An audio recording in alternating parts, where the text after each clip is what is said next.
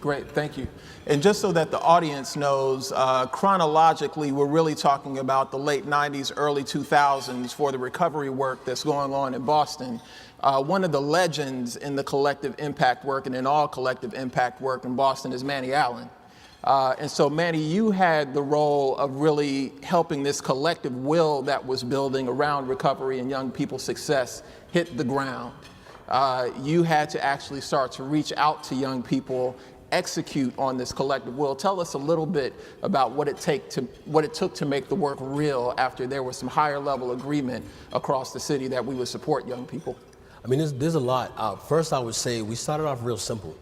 The Boston Public Schools, first of all, they were doing outreach efforts already, but just during the summer, it was a guidance counselor, actually my former guidance counselor, and then myself and my former colleague, who also was a dropout. He left school when he was 14, went back at 21, and went on to college as well. So we started making calls during the summer, and we carried that work throughout the school year. And we learned some really basic lessons. One, and as I look out at Kathy and Neil Sullivan, Kathy Hamilton. Raise your hands.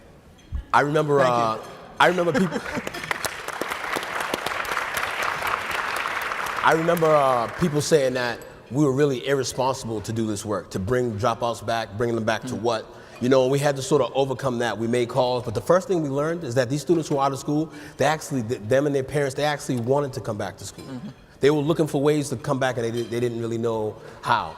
The other thing is that a lot of students who were out of school, they didn't really know how close to graduation they were.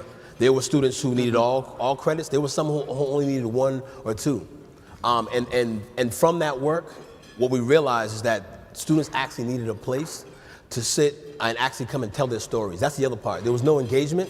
Where students went to re-enroll, I would just say to everyone and say it was kind of like a registry or DMV. Anyone who registers a car knows that if you don't have all your paperwork together and you get up to that window, it's over. You know, it's come back later or something like that. And that's what our students were going through. They were young, they weren't equipped for that experience. So that's what the Re-Engagement Center set out to do is create that experience.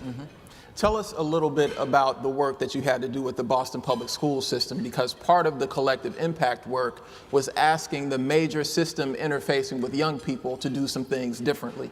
So I would say it was a learning process for both them, and we do this work in partnership from the beginning with Boston Public Schools and then ourselves. So I had to realize that I had some stereotypes and assumptions of what was happening and what wasn't happening in the Boston Public Schools when I went there.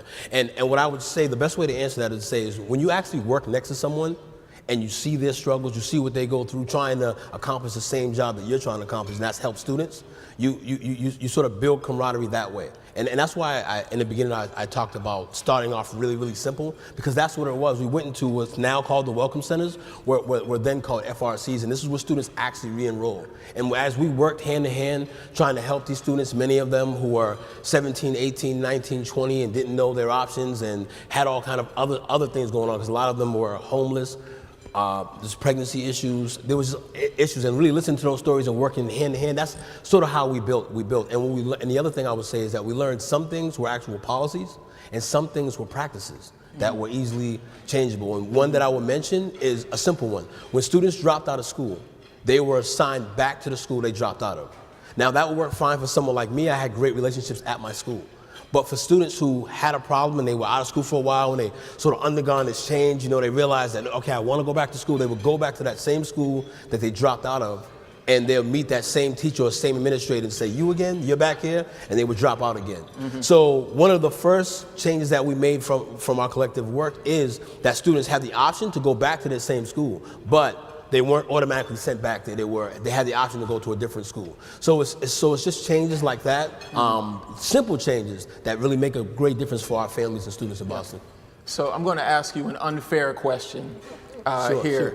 The 2 or 3 things that you thought were game-changing out of that collective impact work around dropout and recovery.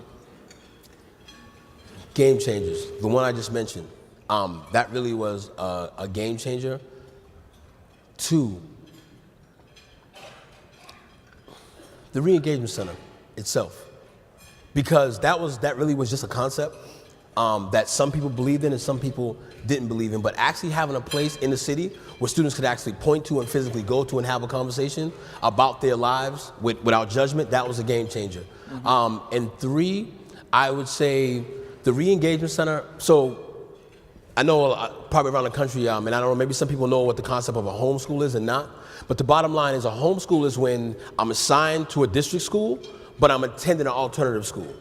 So that's a very confusing situation for students, because you have a school managing a student's education without the student actually physically being in the building, which causes problems when it's time to graduate, when it's time to get your grades that you earn put on your transcript, just a lot of different things. And so we were able to create, with the re-engagement center, now when we enroll students, we were able to enroll them to the re-engagement center so we can hold on to them, they can stay enrolled, and we can actively help them get into a new school. And just really having that level of coordination was really a game changer. Wonderful. I just want to take a second for the folks who are in the room who are a part of that movement with Manny, with the PIC and others, just to acknowledge you and say thank you for work that really moved the ball down the field in Boston.